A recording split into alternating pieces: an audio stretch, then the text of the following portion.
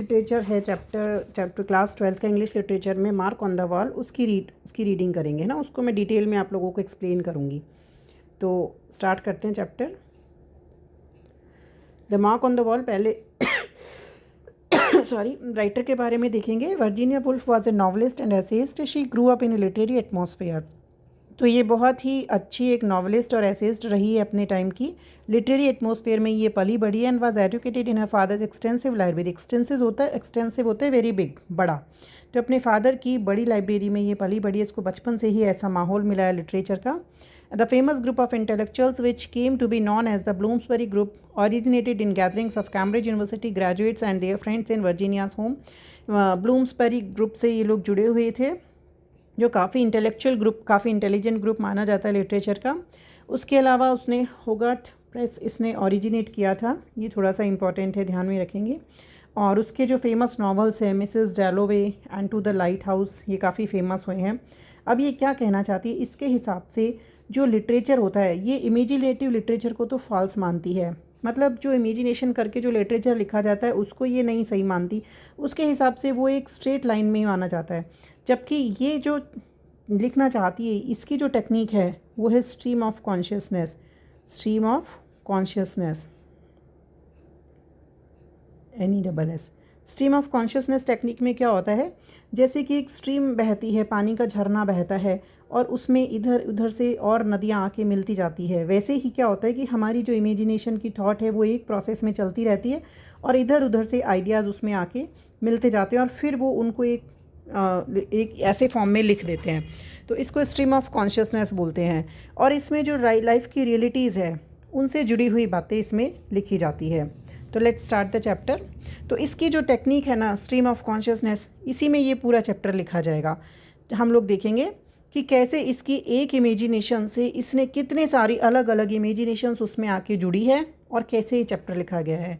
So let's start. Perhaps it was the middle of January in the present year that I first looked up and saw the mark on the wall. अब ये यहाँ पर थोड़ा सा describe कर रही है। ये बैठी है, जनवरी का महीना है और वो कह रही है कि मैं जब बैठी थी तो वो पहला दिन था, मतलब जनवरी का टाइम था, जब मैंने पहली बार दीवार पर एक मार्क को देखा। In order to fix a date it is necessary to remember what one saw. वो कहती है जब हम किसी चीज़ को डेट फिक्स कर देते हैं तो वो चीज़ हमें याद हो जाती है, इसलिए इसने जनवरी का टाइम यहाँ पर दे दिया। तो बोलिए किसी चीज़ को याद रखने के लिए उसको डेट फिक्स कर देते तो वो याद रह जाती है। So now I think of the fire. अब उसकी क्या है, स्ट्रीम ऑफ कॉन्शियसनेस टेक्निक में है तो उसके दिमाग में कई इमेजिनेशन एक साथ आएगी। अब वो कह रही है मैं फायर के बारे में सोच रही हूँ। अब ये क्या है कि उस टाइम में वर्ल्ड वार फर्स्ट हुआ था, तो उस चीज़ की इमेजिनेशन भी इसके दिमाग में घूमेगी। इसके जो इमेजिनेशन आएगी दिमाग में उस पर हमें वर्ल्ड वार फर्स्ट का इफेक्ट भी दिखेगा।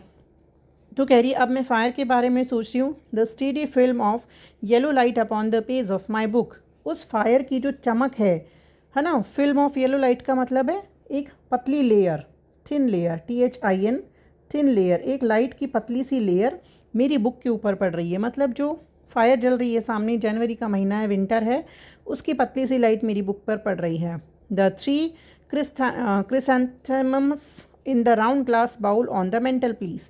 मेंटल पीस होता है फायर प्लेस, जहाँ पर आग जलाई जाती है, और क्रिसैंथेमम्स जो है ये एक तरह के फ्लावर्स है। तो वहाँ पर ये मेंटल पीस है सामने, इसके नीचे फायर जल रही है, इसके ऊपर एक बाउल के अंदर ये वाले फ्लावर ग्रो कर रहे हैं। तो ये इसको दिख रहा है बैठे हुए को सामने, और इसके ऊपर ही इसको दीवार पर मार्क नज़र आएगा। Yes it must have been the winter time. बिल्कुल विंटर टाइम था। And we had just finished our tea. अभी अभी हमने चाय पी है। For I remember that I was smoking a cigarette when I looked up and saw the mark on the wall for the first time.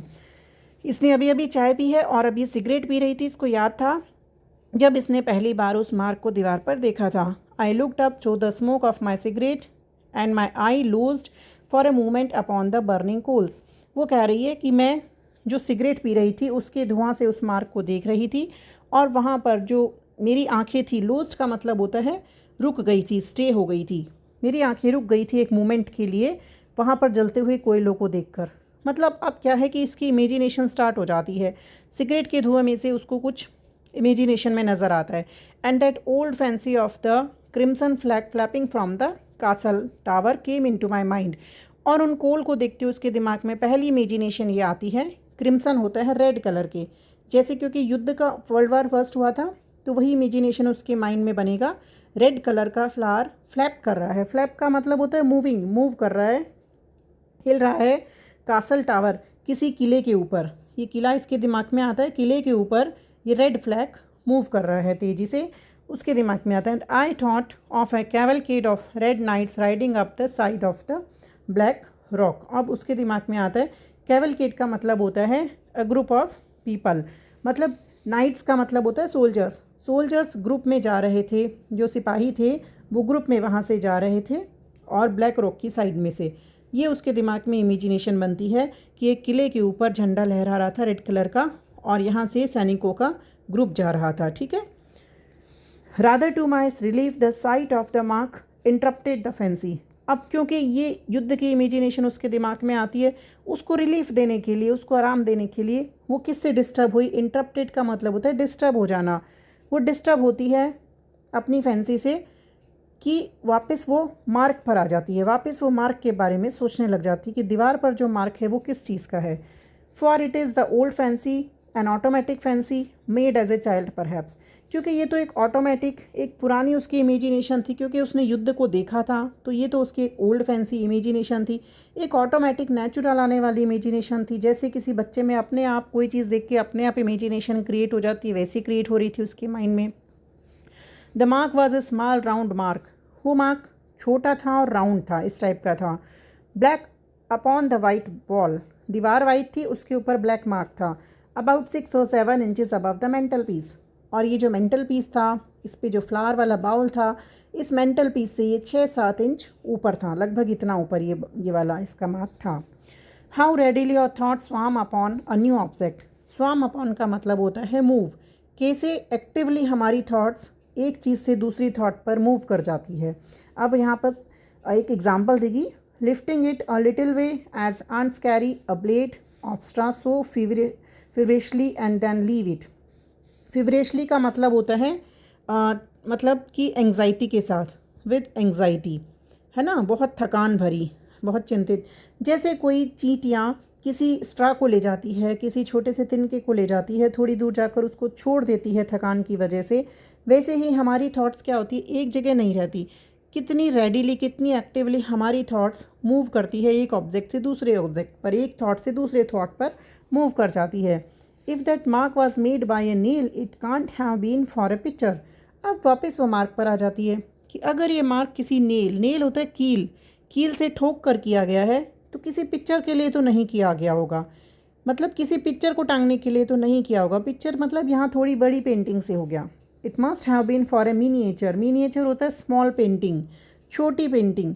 ये किसी छोटी painting, क्योंकि वो स्मॉल थी नील, मतलब वो मार्क स्मॉल नील से बनाया जैसा लग रहा था, तो मिनिएचर के लिए होगा। The miniature of a lady with white powdered curls, powdered dusted cheeks and lips like right red carnations, carnations pink colour के फ्लावर्स को बोलते हैं। तो कह रही है कि एक ऐसी लेडी की पिक्चर होगी जिसमें उसके वाइट पाउडर्ड कर्ल्स होंगे, वाइट बाल होंगे, पाउडर्ड डस्टेड चिक्स होंगे, मतलब गालों पे भी पाउडर लगा होगा, और उसके लिप्स रेड होंगे, पिंक फ्लावर के जैसे होंगे। तो ऐसी लेडी के मिनिएचर टांगने के लिए ज़रूर इस नेल को यहाँ पर लगाया गया होगा। अब फ्रॉड ऑफ कोर्स, वो कह रही है हो सकता है मैं रॉन्ग हूँ। फ्रॉड का मतलब यहाँ है it is possible that I am wrong, कि मैं गलत हूँ इस सोच में। For the people who had this house before us would have chosen pictures in that way, क्योंकि जो पीपल मुझसे पहले यहाँ इस घर में रहते थे उन्होंने, ज़रूरी थोड़ी है कि इस तरह की पिक्चर ही चूज़ करी होगी, मतलब हो सकता है उन्होंने ऐसी पिक्चर चूज़ करी होगी, an old picture for an old room, उन्होंने कोई ओल्ड पिक्चर चूज़ करी होगी इस पुराने रूम के लिए। That is the sort of people they were, इस तरह के लोग थे वो लोग। ये केवल इमेजिनेशन कर रही है ना। वेरी इंटरेस्टिंग पेपर, लेकिन बहुत इंटरेस्टिंग लोग थे। And I think of dam so often, और मैं कई बार उनके बारे में सोचती हूँ, इन सच क्वेयर प्लेसेस, कि इतनी स्ट्रेंज, क्वेयर होता है स्ट्रेंज, स्ट्रेंज का मतलब अजीब सी, इतनी अजीब सी जगह पे, क्योंकि वो बहुत इंटरेस्टिंग लोग रहे होंगे जो इतनी अजीब सी जगह पर यहाँ पर रह कर गए हैं, है ना, बहुत अलग सी जगह है, यहाँ पर रह के गए होंगे। Because one will never see them again, क्योंकि वो फिर वहाँ वापस यहाँ कभी नहीं आए, है ना। कभी उनको वापस यहाँ नहीं देखा गया। Never know what happened next, और मुझे नहीं पता उसके बाद क्या हुआ होगा। वो लोग आए होंगे, रहे होंगे, और दोबारा मैंने उनको यहाँ कभी नहीं देखा, तो काफ़ी इंटरेस्टिंग रहे होंगे। They wanted to leave this house because they wanted to change the style of furniture, और वो इस घर को इसलिए छोड़ना चाहते होंगे क्योंकि वो लोग केवल अपना जो उनको फर्नीचर है यहाँ का वो नहीं पसंद आया होगा, फर्नीचर का स्टाइल चेंज करना चाहते होंगे। So he said and he was in process of saying that in his opinion art should have ideas behind it when we were torn asunder. Torn asunder का मतलब होता है इमोशनली ब्रेक डाउन, जब आप emotionally टूट जाते हो, है ना, कोई बहुत परेशान हो जाते हो। अब ये कह रही है कि सो ही सेट, मतलब जो यहाँ जो रहे पहले टेनेंट्स रहे होंगे, जो किराएदार रहे होंगे, या उन्होंने ऐसे कहा होगा, या ही was in the process of saying, या ऐसा कहना चाह रहे होंगे, मतलब ऐसा कहने की प्रोसेस की होगी कि उसके हिसाब से जो आर्ट है, घर में जो भी पेंटिंग वगैरह लगाते हैं, should have ideas behind it, उसके पीछे कोई ना कोई आइडिया होना चाहिए। मतलब हम जो घर में कलात्मक चीज़ें लगाते हैं उनके पीछे कोई ना कोई लॉजिक होना चाहिए, आइडिया होना चाहिए। इसको हम ऐसे समझेंगे जैसे दौड़ते हुए घोड़ों की फ़ोटो लोग लगाते हैं, हॉर्स की फ़ोटो, तो इससे क्या है कि एनर्जी आती है घर में, है ना। तो हर आर्ट के पीछे, हर पेंटिंग के पीछे कोई ना कोई लॉजिक होना चाहिए उनके हिसाब से। जब हम टॉर्न असेंडर, जब हम इमोशनली ब्रेक डाउन हो जाते हैं, तो जब हम उस आर्टिस्टिक चीज़ को देखें तो हमारे अंदर एनर्जी आए, तो हर आर्ट के पीछे ऐसी चीज़ होनी चाहिए। As one is torn from the lady about to pour out tea, जैसे कि कोई उस लेडी से जो अभी, अब क्योंकि ये स्ट्रीम ऑफ कॉन्शियसनेस में लिखा है तो इसके दिमाग में एक आइडिया आते आते किसी के साथ दूसरा आइडिया भी आ सकता है। जैसे एग्जांपल दे रही है कि जैसे वो लेडी जो चाय डाल रही है कप में, वो कोई इंसान उससे दुखी है, जैसे मान लो उस लेडी से दुखी है। And the young man about to hit the tennis ball in the back garden of the suburban villa, suburban होता है बहुत ही बोरिंग सा विला, और जो बच्चा बाहर टेनिस बॉल खेल रहा है सबर्बन विला में, इस बोरिंग से विला में, as one rushes past in the train, और जो ये लाइफ की जर्नी है ये बहुत फास्ट चली जा रही है, इसमें कोई ना कोई किसी ना किसी से कैसे भी परेशान है। तो घर में जो आर्टिस्टिक चीज़ें होती है एटलीस्ट वो ऐसी होनी चाहिए जिससे कि हमें उनको देखकर पॉजिटिविटी मिले। तो ये उसने पुराने वाले लोगों के बारे में यहाँ पर सोचा है।